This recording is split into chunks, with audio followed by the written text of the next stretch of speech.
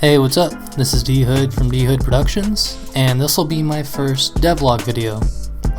This will be going over mainly progress of the project and what I'm currently working on, as opposed to my roadmap discussions, which are mainly about roadmap and what the plans are for the project. So this will be specifically for actually talking about what I'm actively working on.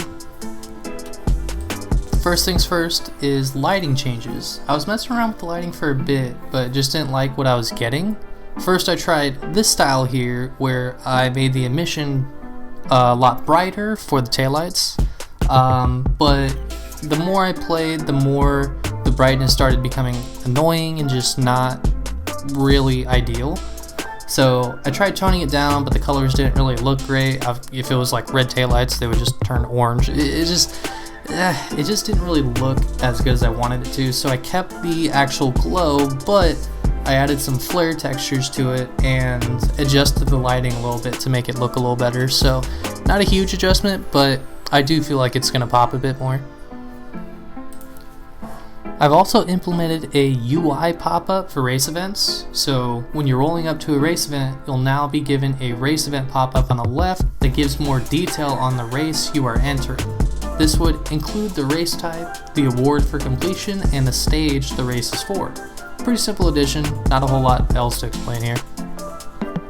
Race variety is still being worked on as well. I've added some slight changes to make certain races maybe a little more varied, like maybe a mirror race can also be a circuit mirror race, or a down and back could be a double down and back to kind of add a little bit of variety to it. It's a small change, but I do have a new event, which is the free drift. The free drift event is an event that has no checkpoints, no finish markers. You have the map to drift in and the target score to achieve, but you'll have to achieve that score before time runs out. We'll probably look into implementing another couple events in the final map. Not entirely sure yet, but I'll keep you posted on that, whether I add more events or not. Now we are down to the livery shop. This took a while as I ran into issues like this. Anyway, what I needed to do was set the layer of the vehicle during runtime, along with the decal. For instance, when a vehicle spawns in, that vehicle would get layer 1 and its decals would only render on layer 1. The next vehicle that came in would have layer 2, and then their decals would only render on layer 2, etc. After that, everything else was easy. I was able to get the save and load states for the decals, I was able to get the livery shop set up, I was even able to get modded vinyls. And the way this works is there's a modded vinyl folder within your game directory that you can drop PNGs into.